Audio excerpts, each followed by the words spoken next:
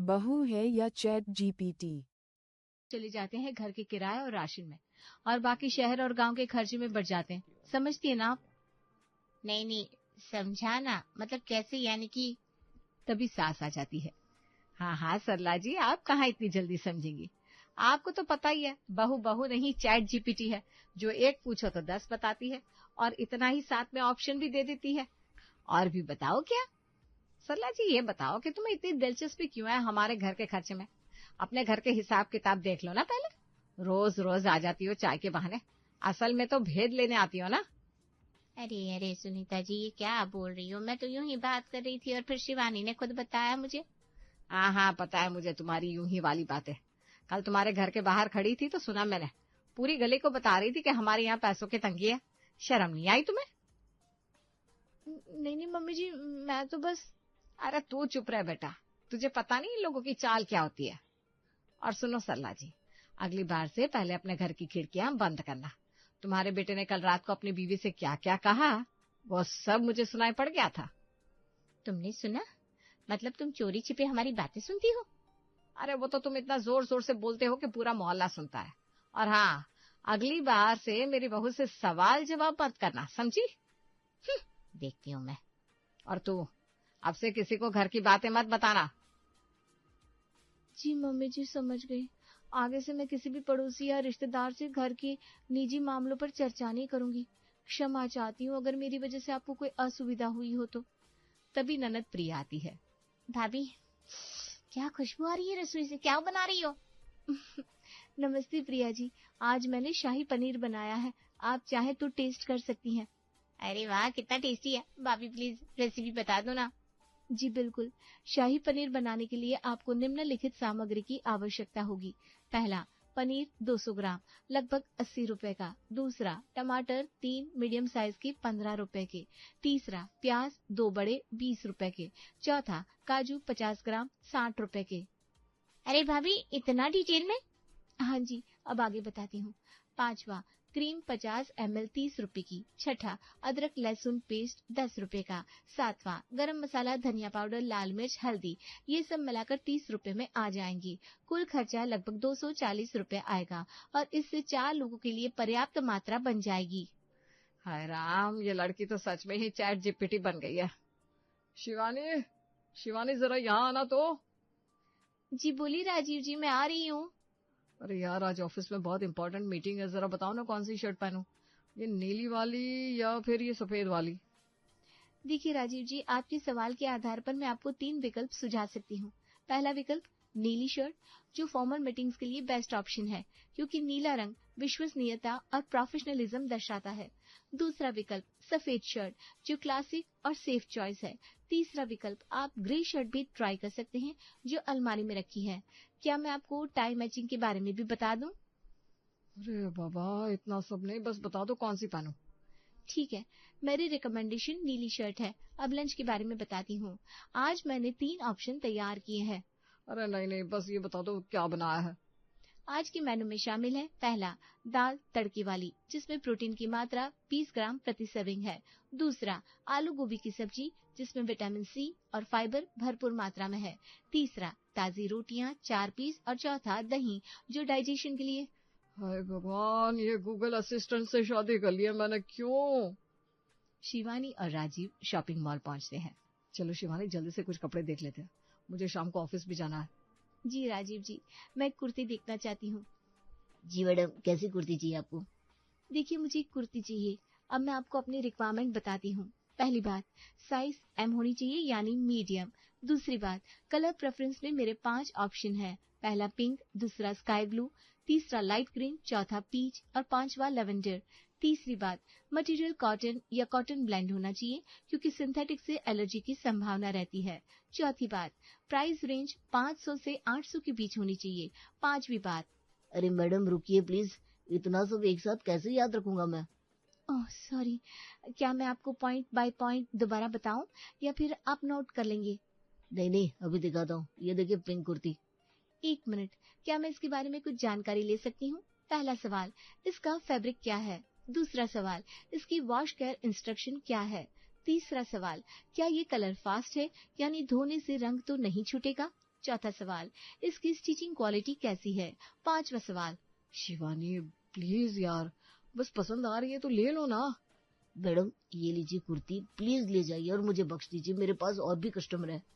अरे लेकिन मैंने तो अभी प्राइस कंपैरिजन भी नहीं किया।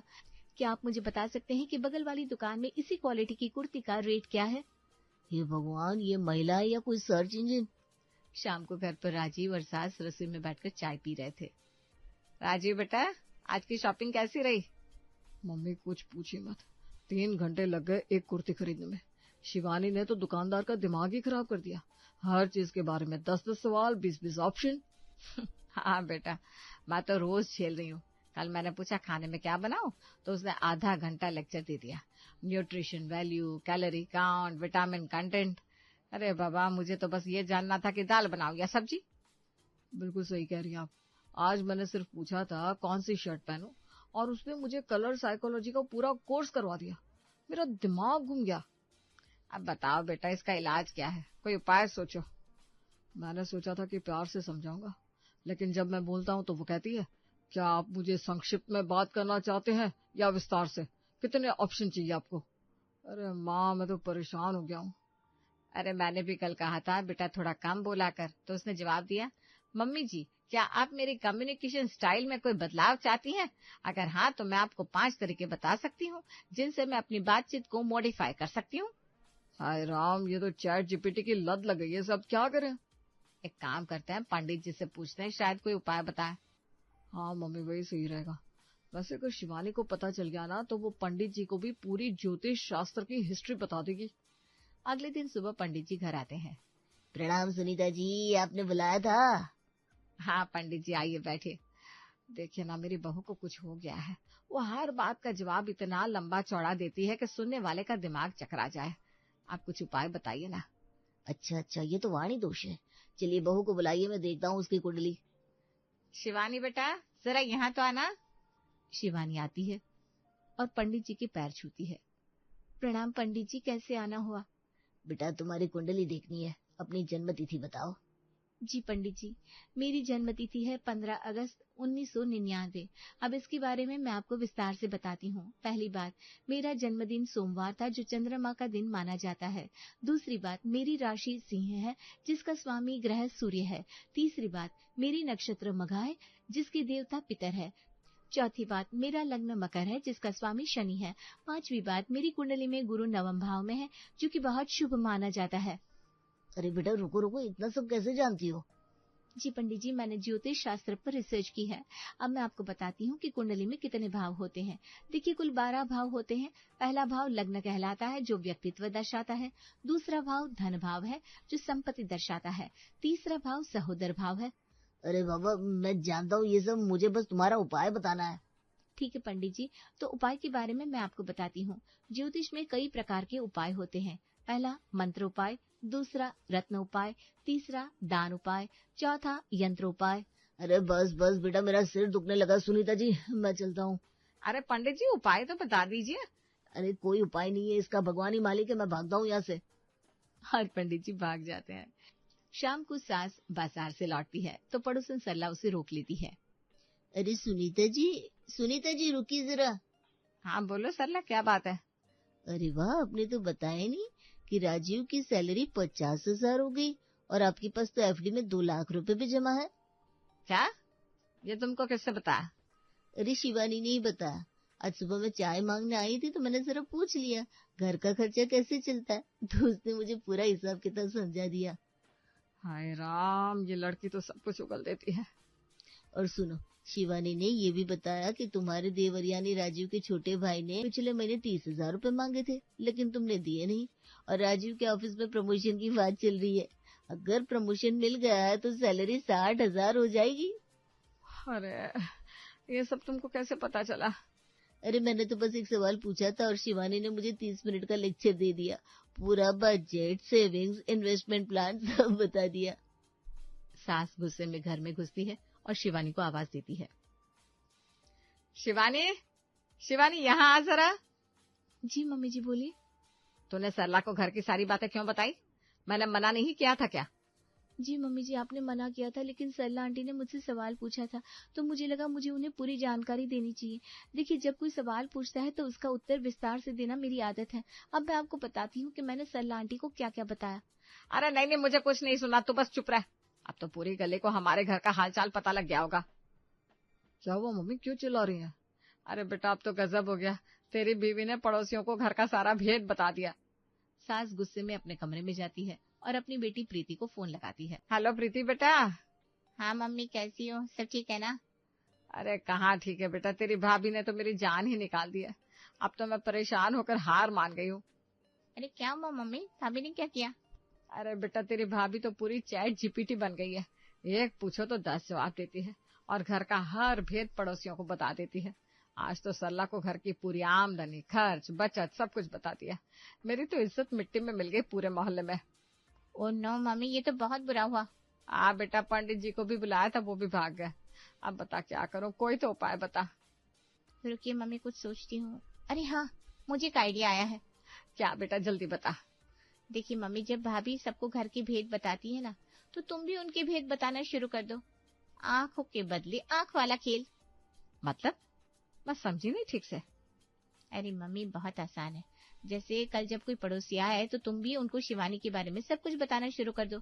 जैसे कि शिवानी को सुबह उठने में कितनी देर लगती है, उसने कितने पैसे खर्च किए शॉपिंग में, उसकी कौन सी आदतें खराब है, सब कुछ विस्तार से बताओ जैसे वो बताती है। अरे लेकिन बेटा, ये तो गलत हो जाएगा ना। नहीं मम्मी, ये सबक सिखाने का तरीका है। जब उसे पता चलेगा कि उसके बारे में भी सबको सब कुछ पता है, तो वो खुद ही सुधर जाएगी। समझो ना, जब तक उसे अपनी गलती का एहसास नहीं होगा, वो नहीं सुधरेगी। बात तो तू सही कह रही है बेटा, लेकिन मैं इतना विस्तार से कैसे बताऊंगी? अरे मम्मी, बिल्कुल वैसे ही जैसे भाभी बताती है, पॉइंट बाय पॉइंट, नंबर लगाकर, ऑप्शन देकर। जैसे कहो कि देखिए, शिवानी के बारे में मैं आपको 5 बातें बताती हूँ, पहली, दूसरी, तीसरी बिल्कुल भाभी की स्टाइल में।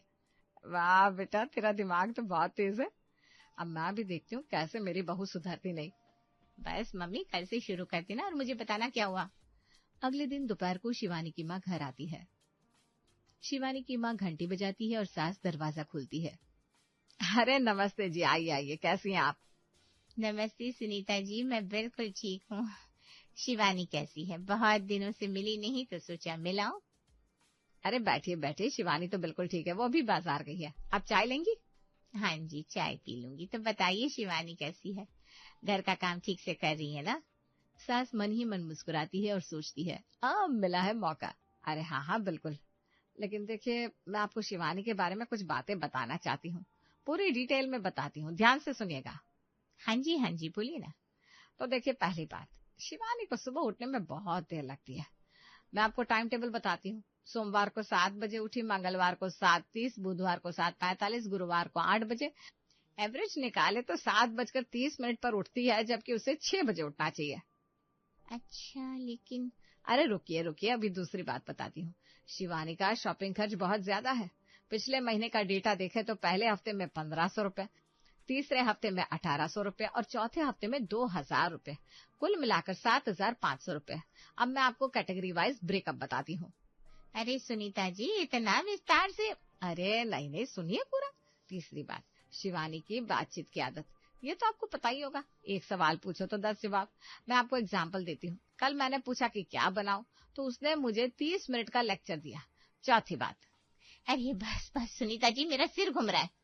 तभी शिवानी बाजार से लौटती है और दरवाजे पर आवाज सुनकर रुक जाती है।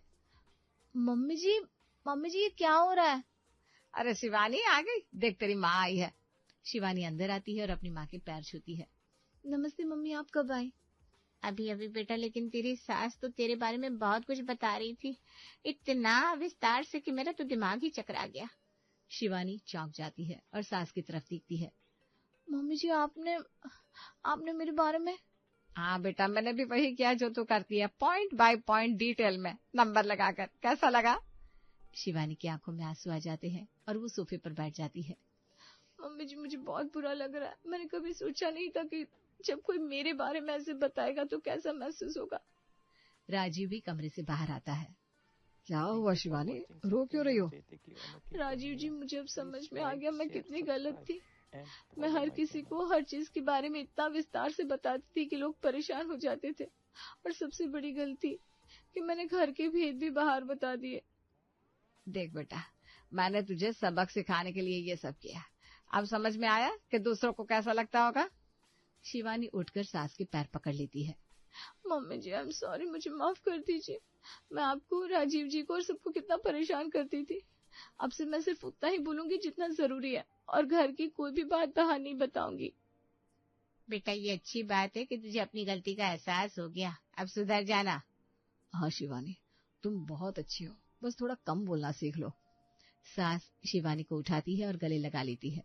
बेटा, मुझे पता था तू समझदार है, बस तुझे एहसास दिलाना था। चल, अब सबके लिए चाय बना। जी मम्मी जी, और थैंक यू इतना बड़ा सबक सिखाने के लिए।